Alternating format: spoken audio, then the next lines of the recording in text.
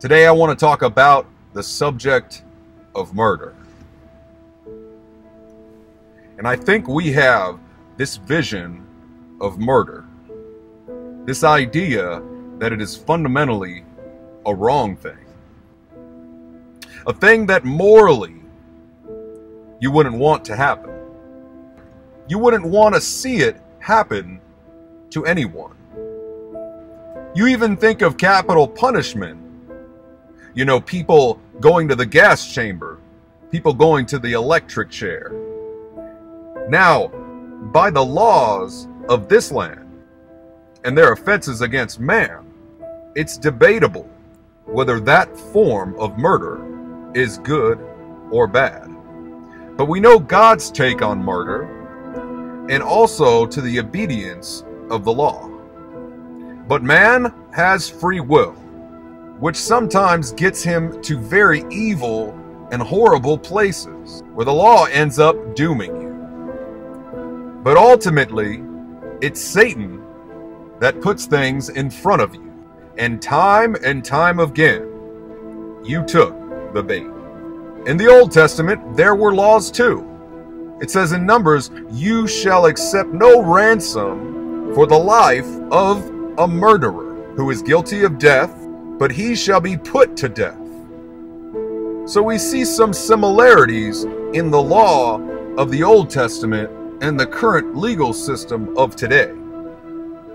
But regardless, the picture of death, the picture of sorrow of those involved, the mother crying, asking God, "God, why my son or daughter?" Have you known anyone who was murdered? Do you remember them? Think about them. Think about them now. What was their voice like? Do you remember their voice? You remember their smile? What was their smile like? Remember what it was like hugging that person, having that person in your life. Remember the good times, because unfortunately and sadly, they're here no more.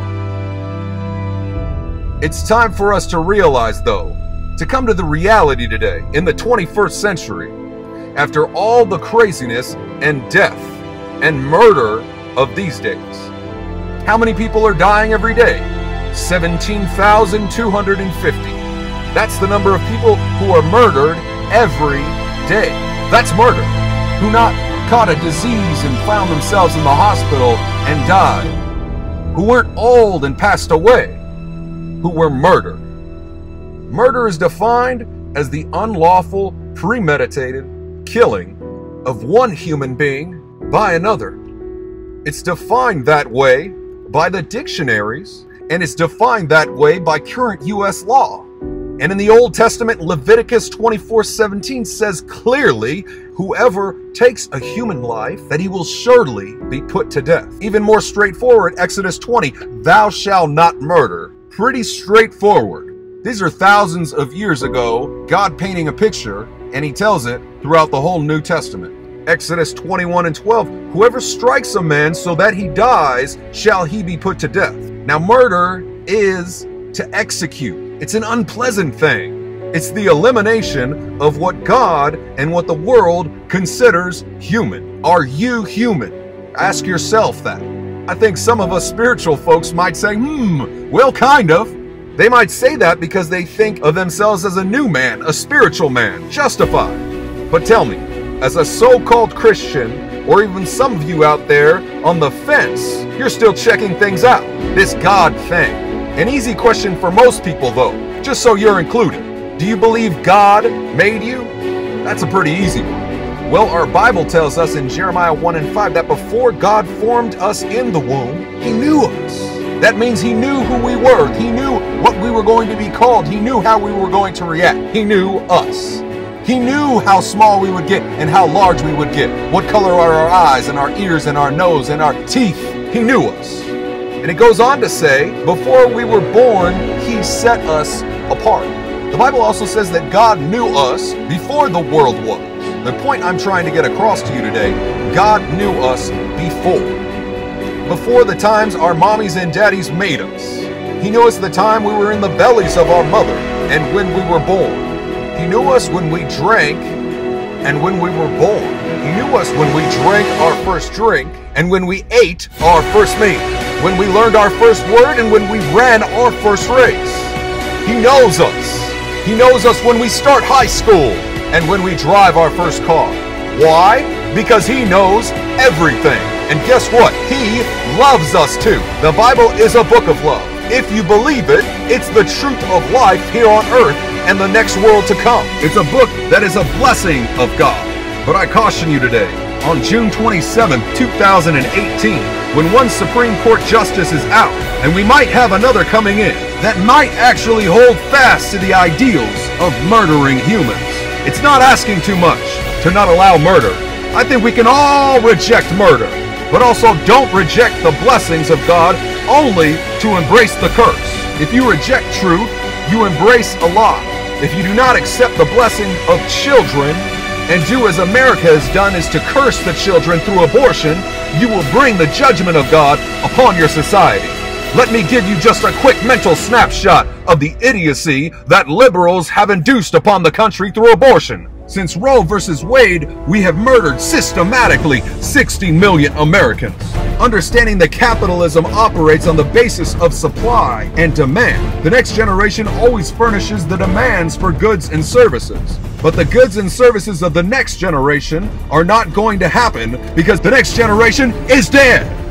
We killed them because we have rejected the blessings of children and murdered our children. They're not going to demand homes and cars and clothes and college education or to keep up with Social Security payments for the next generation, which, by way, is already bankrupt in Washington.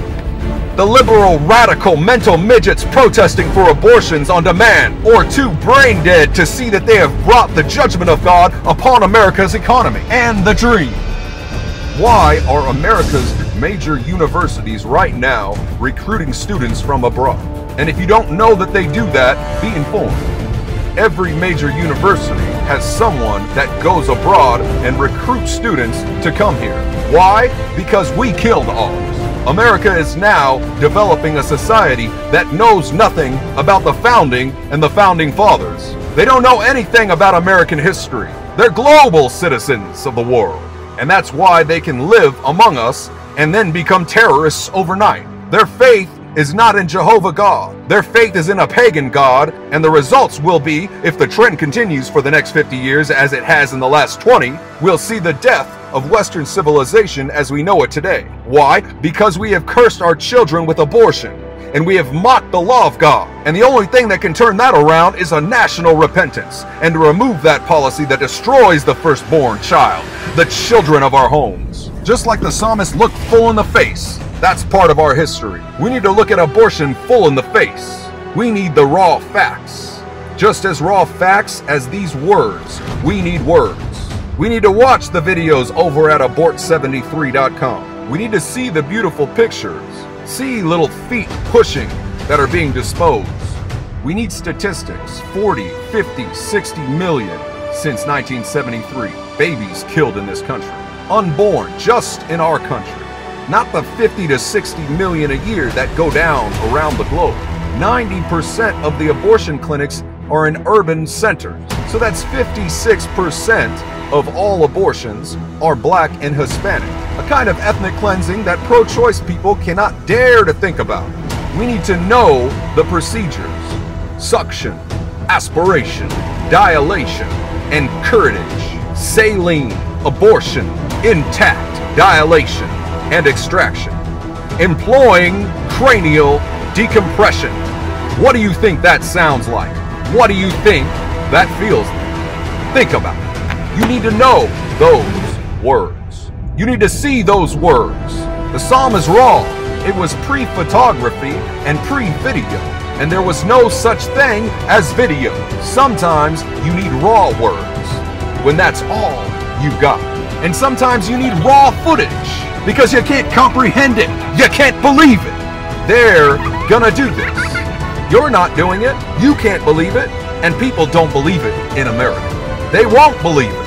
I read a few years ago one of the most impressive things. They said if we could make all Americans watch a live execution in the electric chair, capital punishment would disappear overnight. That's what they said. I don't know if that's true, but I do know this. It's just as likely that if we could make every American citizen watch a doctor put a little arm, snap it off, and pull it out, and a little leg, snap it up, and pull it out, and make sure he's got the head, the torso, the leg, and the arm. If we could make every American watch it and mark it. Virtually all abortions are done on fetuses over 2 months old. There was a little book produced for high schoolers in a city a few years ago, and it told them all about abortion, and it recommended how far along they should be when they come in. Don't come too early. Don't come before 7 weeks. Women don't know they're pregnant for more than 2 months. All these babies have arms and legs. They're never a blob of tissue. So I'm saying 98% of the abortions, that we could just watch them, then it's just as likely that abortion would become as unthinkable in America as slavery. God is waiting for you to say, Lord God of Abraham, Isaac, and Jacob, pull down the corruption in our government. It's failed. Evil, strip it. When we see evil, let us call it evil. Pull down the demonic forces that are attacking our nation. Pull down the strongholds of abortion. Pull down this concept that men can marry men and women can marry women, and that is blessed of God. It's not blessed of God. Genesis 9, whoever sheds the blood of man, by man shall his blood be shed. For God made man, listen to this, in his own image. God made man. God made man in his own image. He made him in his own image. The reason that America will not long endure because our only drive for the last 40 years was to purge Christianity from the public square, to get God out of the schools, to get him out of the public life. This will prove suicidal for America. In God we trust is not just a phrase. It better be a fact. Because when we quit trusting in him, the foundations are gone. And if the foundations be destroyed, what can the righteous do? Christopher Dawson wrote, and I quote, "The last consequence of a dying Christianity is a dying people." I'm going to say that a little plainer. When a nation embraces abortion, when a nation embraces abortion and the death rate is greater than the birth rate, and so the nation is dying because you're burying more people than are being born. And when you push Christianity out, that's what happens. And you people who are running around calling yourself Christians supporting abortion, abortion is murder in the first degree.